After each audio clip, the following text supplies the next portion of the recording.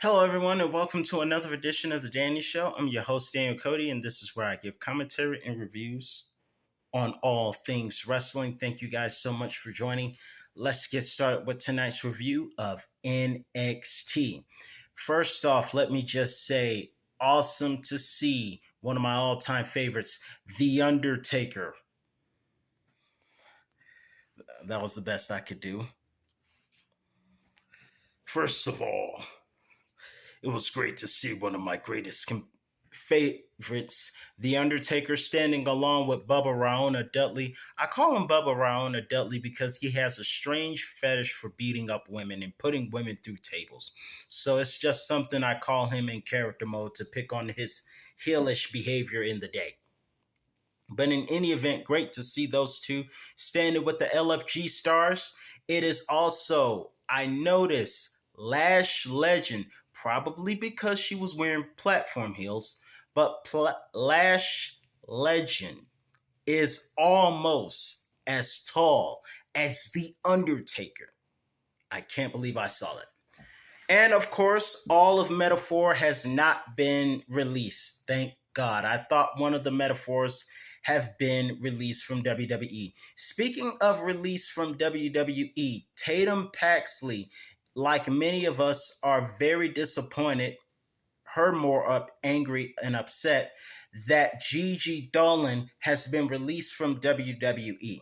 And this would start a match between her and Thea Hale, which ended with Thea Hale winning by disqualification due to the fact that Tatum Paxley really did what her theme song said, which was show off her demons and attempt to gouge Thea Hale's eyes out. Everyone's into demons these days. Just kidding. But in any event, moving forward, we also saw Obafemi destroy Charlie Dempsey, is what his name is. Obafemi destroys Charlie Dempsey. Meanwhile, his ally, aka Miles Bourne, was successful at staying number one contender for Obafemi's NXT championship, and that will take place at Battleground.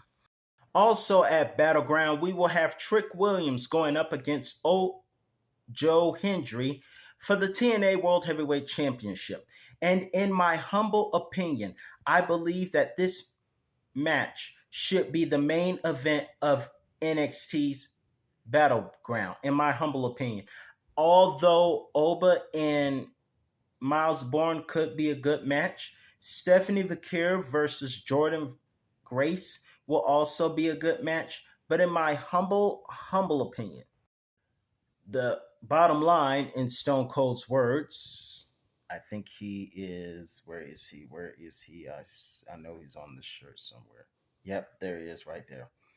But in Stone Cold's words, the bottom line is I truly believe that the match between Joe Hendry versus Trick Williams for the TNA Championship should be the main event of that match. And I do believe that, along with Jordan Grace versus Vaquer, will steal the show. Of course, speaking of Vaquer and Jordan Grace, they teamed up in tonight's main event against Fatal Influence. Guys, did the third member of Fatal Influence also get released? Because I know Strowman left, Gigi left. Who else left? Strowman, Gigi, among many others like Cora Jade, unfortunately, amongst others, have been released. Is Fatal Influence third member? Was she released too?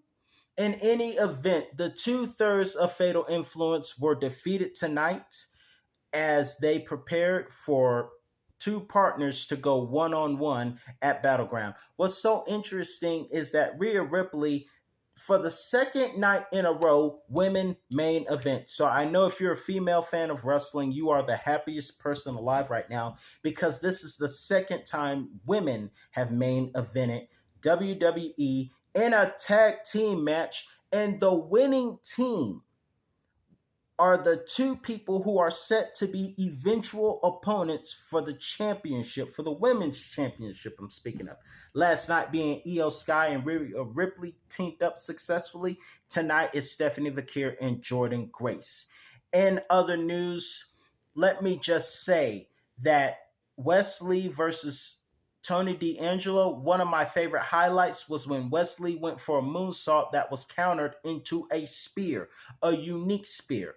A match that Tony D'Angelo would have won if the if his former assistant, now traitor, had not distracted Tony D'Angelo and threatened, aka Stacks, is going to get stacked with Tony's foot up his. I had to do my heavy metal voice for censor purposes. But nonetheless, Stacks laid out a trap and Tony D'Angelo accepted. I can't wait to see what happens between those two at Battleground. Going forward, I want to say something in small news before I go. Siobhan Evans was here tonight backstage. He will be going up against an Evolve star along with Ashante Theodonis next week in a triple threat match. But I want to address something because earlier this week, if not last week, over the weekend, we saw some heated words on social media. And I want to give my honest opinion about something before I go. Siobhan Evans got into it with Ricochet. Now, those two, I want you guys to tell me in the comments below who would win, because Ricochet versus Siobhan Evans would make an excellent match in my personal opinion. But Siobhan Evans and Ricochet were going back and forth on Twitter and talking about being trained by Shawn Michaels and other things. Of course, things got heated and Siobhan Evans called Ricochet a egg, A-word, bald guy, something like that, picking on him, stuff like that. First of all, I know that those two would make a great match together, but I need to say this real quick. You guys are two adults. You guys are two adults, okay? And all of this, this is something I don't understand. I do not understand, and I want to give some advice while I'm here to you guys, because some of you may be YouTubers and some of you make comments and some of you have your own content. So I want to take a minute. I don't do this often, but let me just do something that is inspirational to you guys and just give you guys some inspirational advice. Based on what I saw Ricochet and Siobhan Evans do on social media a few days ago, let me just say this. Stop fighting with your thumbs. Don't fight. The best way to fight is not with your thumbs.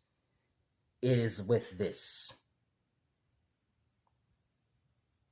I just want to say something that might inspire somebody and just get that off my chest with that.